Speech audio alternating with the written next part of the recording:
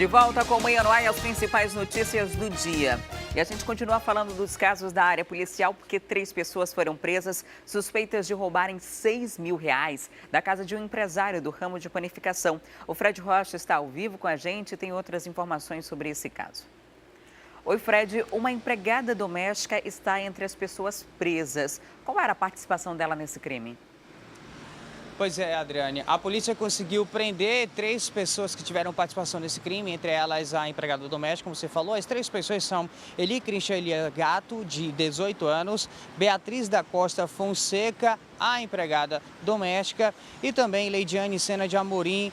Todos, na verdade, têm 18 anos de idade. Os policiais começaram a investigar este crime depois que o empresário de 56 anos, que é o proprietário da residência, fez a denúncia para a polícia dizendo que 4 pessoas tinham entrado na casa dele e tinham levado R$6 mil, além de vários pertences como aparelhos celulares, joias. A partir disso, os policiais então conseguiram prender. Bem, a investigação preliminar aponta que a empregada teria dado as informações privilegiadas para que os demais pudessem atuar. Você lembra que eu falei agora há pouco que 4 pessoas participaram, mas por enquanto só 3 foram presos. É que tem um homem que está foragido, que segundo a polícia, ele seria o namorado de Leidiane Sena de Amorim. Esta pessoa está sendo procurada. O delegado responsável por este caso do Departamento de Repressão ao Crime Organizado, Juan Valério, falou como os bandidos atuavam. Abordam, rendem as pessoas, amarram, tocam realmente o terror. Felizmente conseguimos aí com as nossas buscas ininterruptas realizar a prisão desses indivíduos. Nós temos 2 foragidos ainda, não vamos só declinar o nome dos mesmos porque agora vamos entrar com os pedidos de prisão, Estamos em busca, até porque agora eles sabendo da prisão ocorrida ontem, eles se evadiram, da cidade, mas agora estamos em busca dos mesmos, até para que também a população os veja, porque o nosso interesse principal é esse. Eles são uma quadrilha organizada, conseguimos recuperar parte do roubo, Estamos mostrando para a população, mas teve mais bens roubados, eletrodomésticos, ainda R$4 mil, outras joias em ouro mesmo. Então, para que nós possamos identificar outras pessoas, para que nós possamos indiciá-los em outros crimes e que eles possam ficar aí presos por mais tempo. E assim, eles estavam com arma de fogo, então são pessoas organizadas, não são pessoas simplesmente que entram na casa e cometem um assalto. Pois é, como o delegado explicou, o empresário conseguiu reaver parte do material que foi roubado, além também parte do valor que os criminosos tinham levado no dia do assalto. Vale ressaltar que a residência dele fica no Colônia Terra Nova, na zona norte aqui da cidade. Adriane. O que me chama a atenção é a idade desses criminosos, 18 anos, já praticando crime, Nas imagens que a gente mostrou ainda há pouco da apresentação feita pela polícia, a empregada doméstica que aparece de vestido preto com bolinhas. Uma menina nova, de 18 anos só, cheia de saúde, disposição, e resolveu usar isso para o crime. E aí fica um alerta, para todo mundo que precisa contratar alguém para trabalhar em casa, sobre os riscos que se corre, de atenção que precisa dar. Claro que há muita gente honesta, mas há muita gente mal intencionada que está ali para isso mesmo. A gente noticiou recentemente aqui um caso de um caseiro, um ex-caseiro que acabou invadindo ali uma chácara no Parque das Laranjeiras e torturou os chefes. Esses chefes depois foram executados, amarrados em uma árvore. E as características dos crimes cometidos por esses bandidos presos agora não é de furto, É de violência também. Então fica aí mais um alerta para que os cuidados sejam redobrados. Agora, Fred, esse não foi o único crime, Nesses dias, uma mulher foi presa tentando aplicar um golpe. Dessa vez, a vítima era um homem que vendia produtos pela internet. Conta pra gente que golpe era esse e os detalhes dessa prisão. Pois é, essa mulher tem 40 anos, se chama Itainara Ferreira Paulaim. Ela foi presa porque ela entrou em contato com uma pessoa que estava anunciando um produto pela internet. É um homem de 46 anos. A moça se demonstrou interessada naquele produto e acabou entrando em contato. Durante esta negociação, ela pediu que esta compra fosse feita por meio de notas promissórias. Então, o rapaz que estava vendendo o produto pediu a identificação dela para que essas notas fossem geradas. Então, ela se recusou a entregar a identificação, mas ainda assim continuou se mostrando interessada naquele equipamento que estava sendo vendido. A pessoa então ficou meio desconfiada, no caso o anunciante, e procurou o 16º Distrito Integrado de Polícia para relatar o caso. Então, a polícia foi acompanhar a negociação porque o anunciante acabou marcando um ponto de encontro com a interessada no produto. E olha só, ela mora num condomínio de alto padrão no Adrianópolis, aqui nesta área da cidade. Foi quando os policiais foram então junto à pessoa que estava vendendo este produto e quando chegaram lá, verificaram que ela entregou as notas promissórias com um outro nome, que não era o dela. Aí, então, se configurando o crime de estelionato. Agora, o detalhe, a Itainara já tem 4 passagens pela polícia, pela mesma situação, estelionato, e agora pela 5ª vez. Ou seja, ela é acostumada a fazer isso e provavelmente agora iria fazer mais outra vítima. Ela acabou sendo levada para o 16º Distrito Integrado de Polícia, onde este caso foi registrado. Adriane. O problema é que estelionato é um crime de menor potencial ofensivo, que paga fiança, responde em liberdade e logo, logo é provável que ela esteja na rua cometendo novos golpes. Então, pelo menos, memorize o rosto aí da Itainara para que você não possa ser mais uma das vítimas dela no futuro, porque os estelionatários são normalmente pessoas que cometem crime com muita reincidência. Muito obrigada, Fred, pelas informações. Até daqui a pouco. E 2 meses após a operação Incautos, o sócio proprietário da Faculdade Osban convocou uma coletiva para apresentar a versão dele sobre o caso. Nessa ação da Polícia Civil, realizada em julho, 4 pessoas foram presas, entre advogados e professores da instituição. Elas são apontadas como membros de uma organização criminosa que oferecia cursos falsos de graduação no interior do estado e que desviou cerca de R$1 milhão da faculdade. Na época da operação, o sócio proprietário foi considerado como foragido.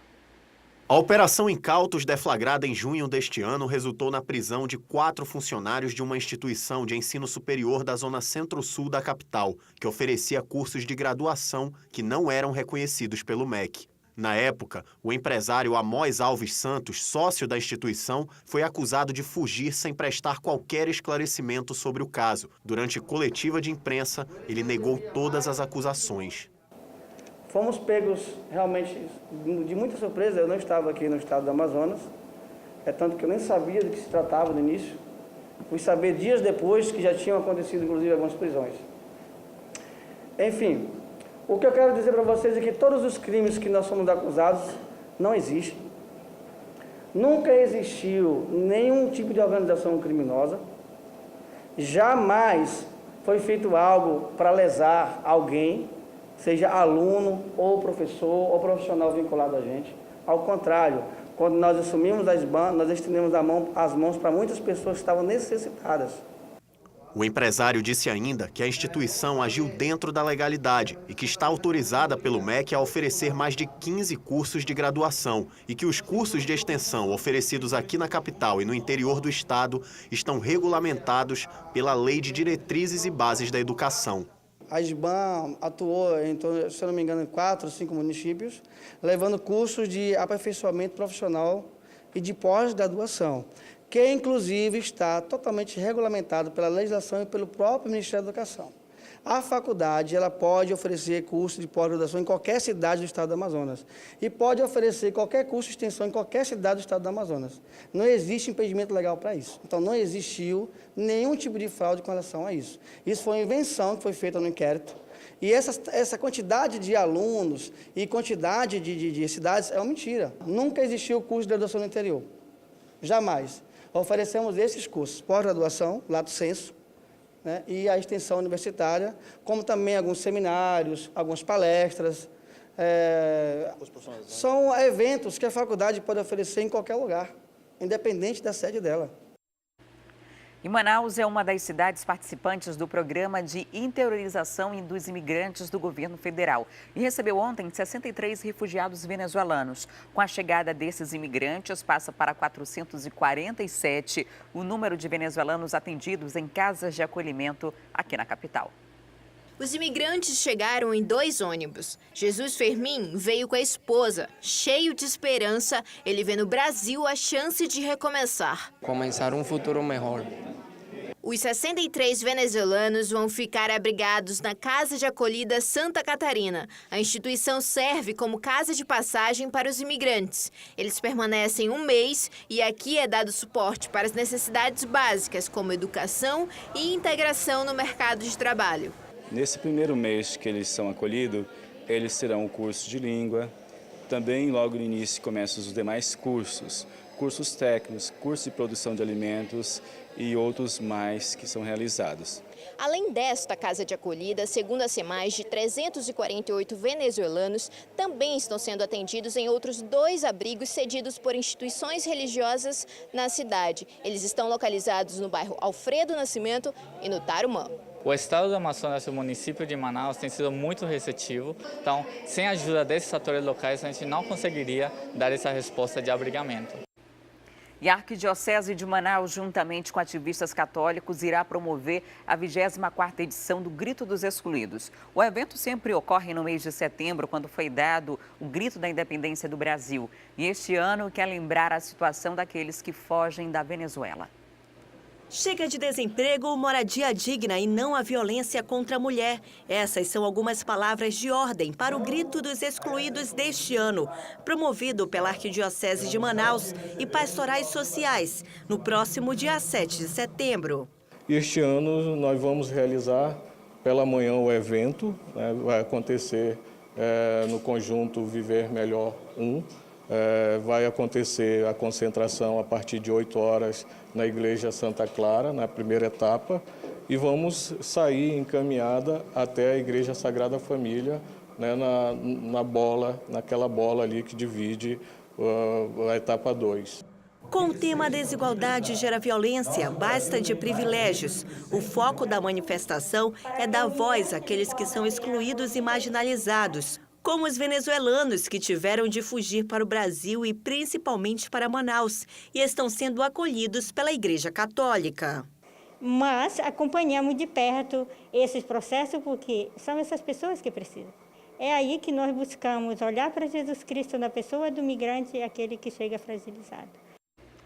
E chegou o momento da gente ir ao vivo para a Rádio FM O Dia, conversar com Cleiton Pascarelli e com Emanuel Cardoso, que já estão na 93.1. E é para lá que a gente vai agora conversar com eles sobre o caso lá de Caapiranga, no interior do Amazonas, que recentemente aconteceu uma tragédia por lá, né? A praça pública acabou virando um cenário de guerra, depois que a população tentou invadir a delegacia para retirar alguns presos que estavam lá no local. A gente já pode ir ao vivo lá com os meninos? Oi, meninos, muito bom dia. Bom dia. Bom dia, Adriane. Comentando aqui com o telespectador do Manhã no Ar que recentemente aconteceu aquela situação lá no município de Caapiranga, em que a praça pública se tornou um cenário de guerra quando a população tentou invadir a delegacia. Nessa situação, 11 pessoas ficaram feridas e um homem morreu.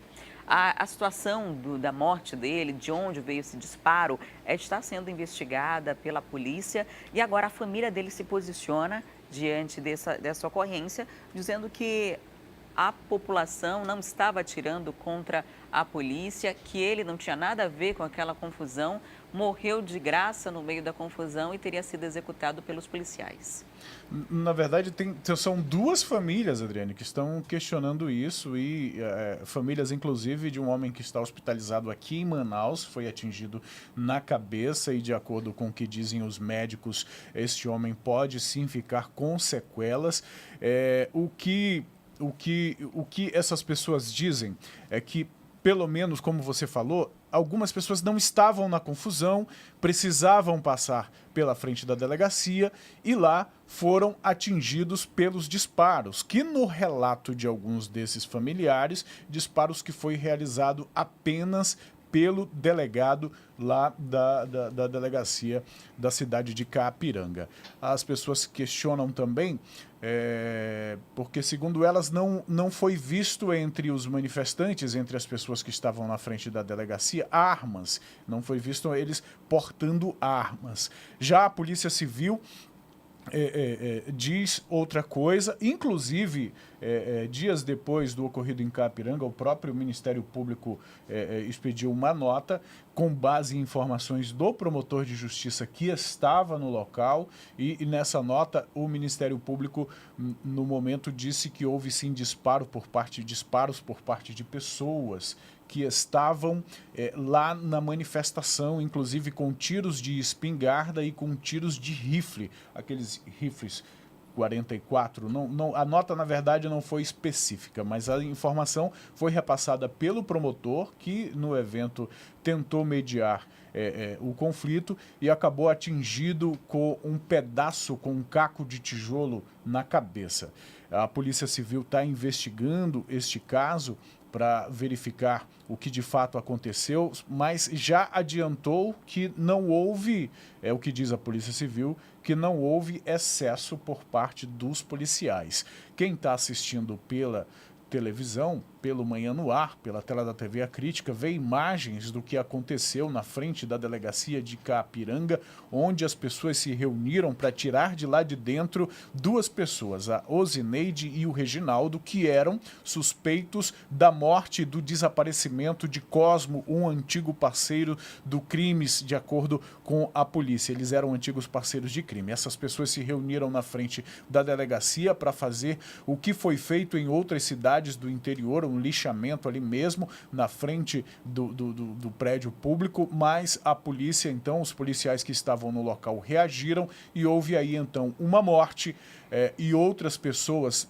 11 pessoas ficaram feridas, incluindo o próprio delegado, o promotor e outras vítimas, uma delas que está hospitalizada aqui em Manaus. O que me chama a atenção nas características aí desse crime é que era um traficante que tinha morrido, né? Era uma briga ali de pessoas apontadas pela polícia como criminosos que já tinham passagem pela polícia. Na semana passada, a gente comentou isso aqui e uma telespectadora mandou mensagem na rede social do Manhã no Ar, dizendo que a gente estava dando uma versão mentirosa, de que a população não fez nada. Mas as imagens mostram a reação da população, né? Exato. Que a população não era criminosa. Mas é o seguinte, 2 viaturas ficaram quebradas. Não foi a polícia que quebrou a viatura. A própria delegacia teve estrutura danificada, foi depredada. A gente vê várias pessoas arremessando pedaços de madeira, pedra. Então, houve, sim, um posicionamento de parte da população agressivo. E diante desse cenário, de acordo com o próprio Ministério Público, houve uma necessidade de se resguardar a segurança.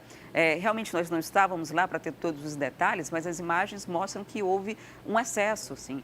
E não cabe à população dizer quem morre, quem deixa de viver, ou quem vai ser julgado pelo tribunal, pela Justiça Comum ou pelo Tribunal das Ruas, né? O fato é que esse caso de Caapiranga levanta aí muitos questionamentos, ainda precisa de fato ser investigado, mas talvez o principal questionamento seria a infraestrutura da polícia no interior do Amazonas. Exatamente.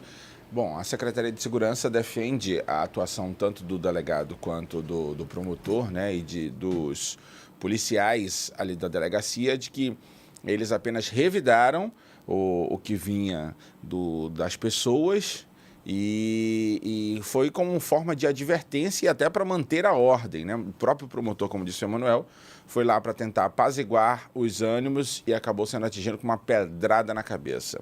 O próprio delegado também levou um tiro de raspão também na cabeça.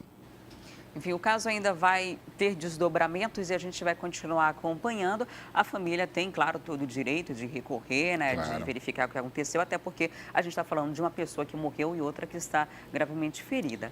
E é bom, inclusive, Adriane, deixar claro o seguinte, as pessoas que acreditarem que houve excesso de qualquer policial, de qualquer trabalho de agente público, pode procurar a Corregedoria do Sistema de Segurança Pública em Manaus, que funciona na sede da Secretaria de Segurança, ali no Shopping Via Norte, no Monte das Oliveiras, e fazer o seu relato, abrir a sua ocorrência. E a Corregedoria vai investigar tudo isso.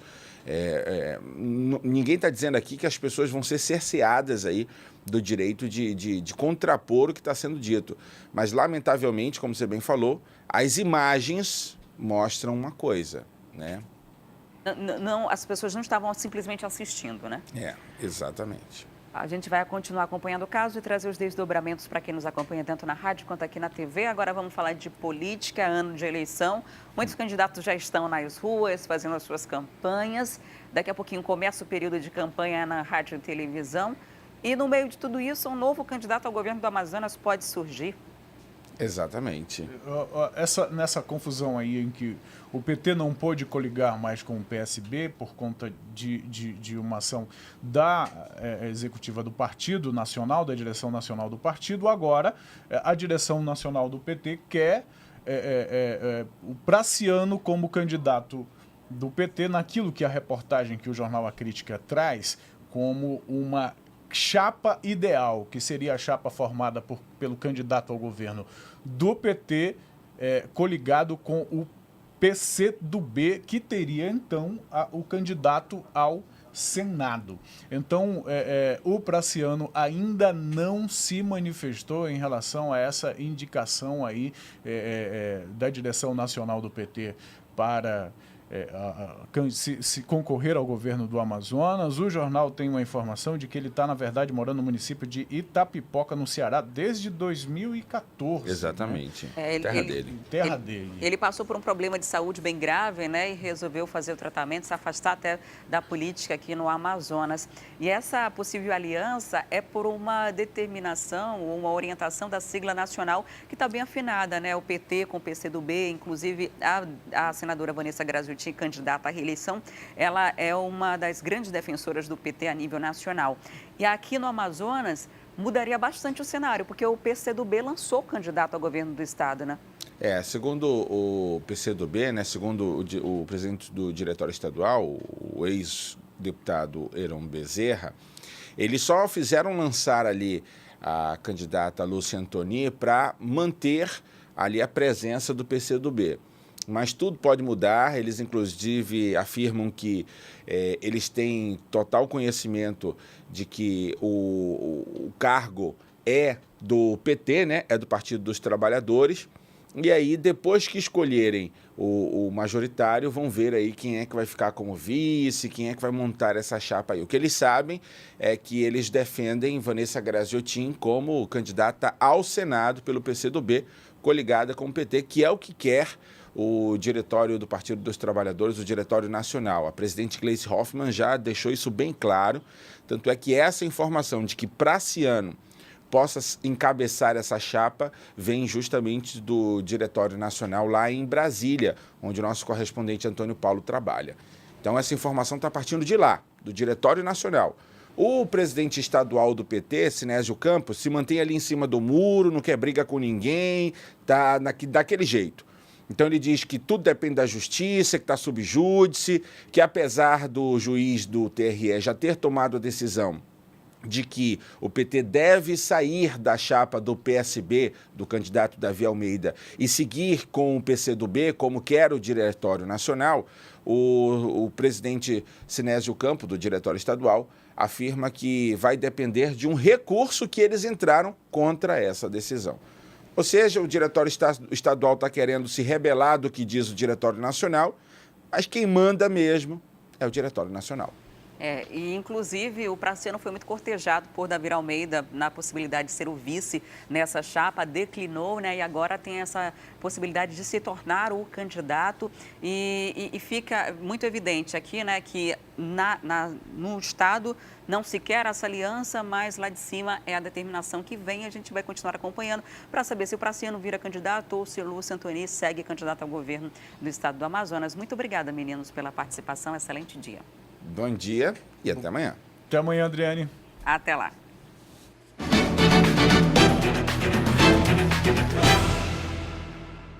E agora vamos conferir a agenda dos candidatos ao governo do Amazonas. O candidato amazonino Mendes da coligação Eu Voto no Amazonas não divulgou a agenda. Berg da UGT, candidato do PSOL, concede entrevista a uma emissora de TV pela manhã. Davi Almeida, da coligação Renova Amazonas, não divulgou a agenda. A candidata Lúcia Antoni, da coligação O Povo Feliz de Novo, concede entrevista à emissora de rádio pela manhã. Omar Aziz vai ter atividades internas de campanha pela manhã. Grava programa eleitoral de rádio durante a tarde e à noite grava entrevista aqui na TV A Crítica. Pela noite, o candidato Sidney Cabral, do PSTU, se reúne com apoiadores no bairro São José 1. Wilson Lima, da coligação Transformação por um Novo Amazonas, tem reunião com o partido pela manhã e à tarde se reúne com empresários do comércio. Infelizmente, o sarampo continua fazendo vítimas aqui no nosso estado. A epidemia começou no início desse ano e, apesar dos esforços das campanhas vacinais, a doença ainda preocupa a população e as autoridades. A Thea Morel está ao vivo e traz informações da morte ocorrida ontem. Olá, Thea, muito bom dia para você. Que caso triste, né? Até agora a gente já tinha noticiado a morte de 3 bebês com sarampo, mas esse caso é diferente, né? Conta pra gente. Bom dia, Adriane. Bom dia a todos. Esse caso é um pouquinho diferente, sim, Adriane. Uma morte confirmada de um adulto, uma mulher de 44 anos, que no dia 27 de julho deu entrada no hospital da Zona Norte, aqui da capital. Ela tinha complicações por conta de doenças como diabetes e hipertensão.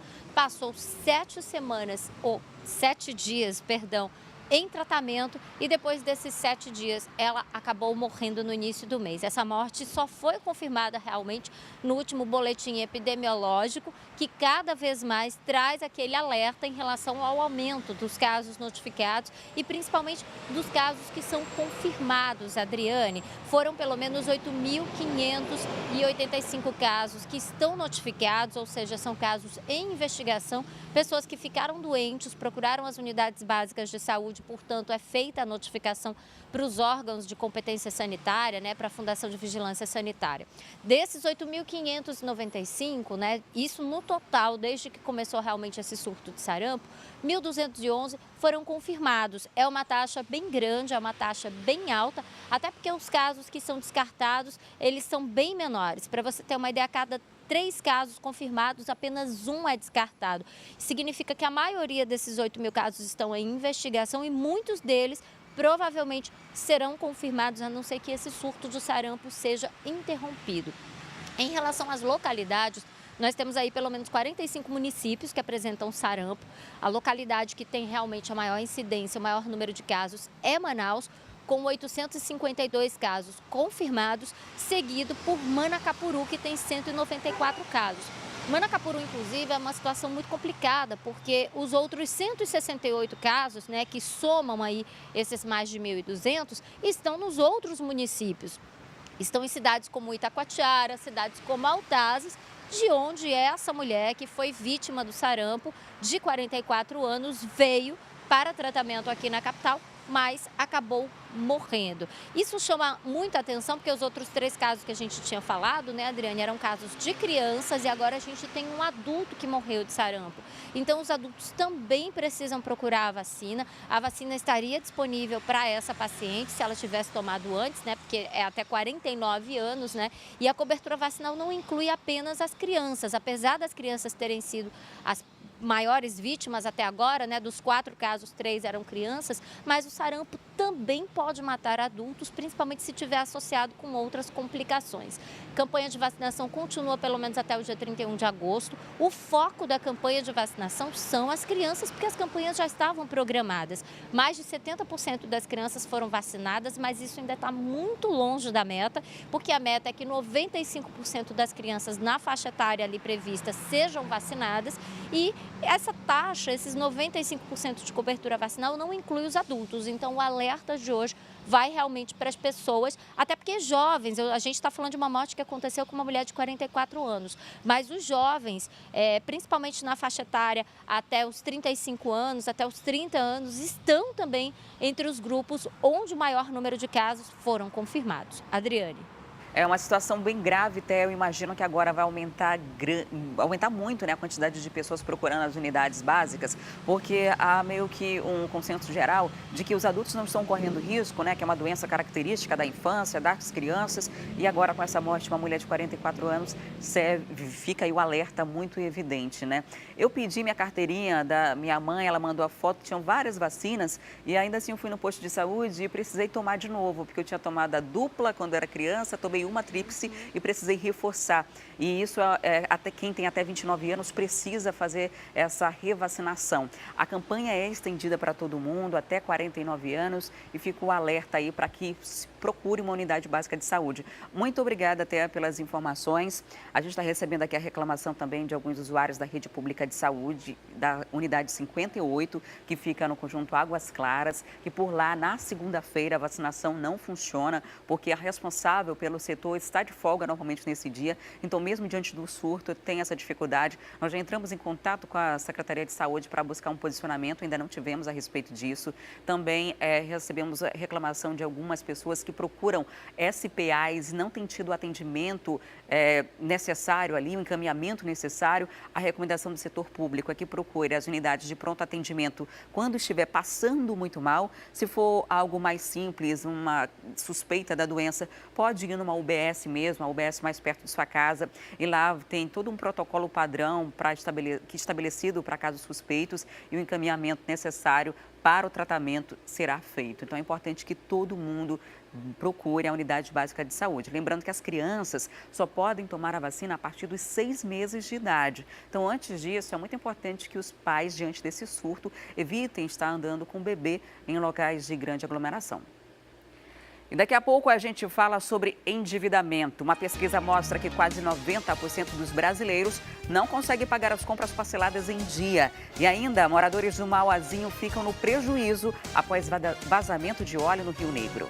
Esse óleo está descendo demais para ir para baixo, né? E está ruim de peixe, né? Que o peixe ele se afasta, que o peixe ele precisa de oxigênio, né? Os detalhes a gente mostra já já.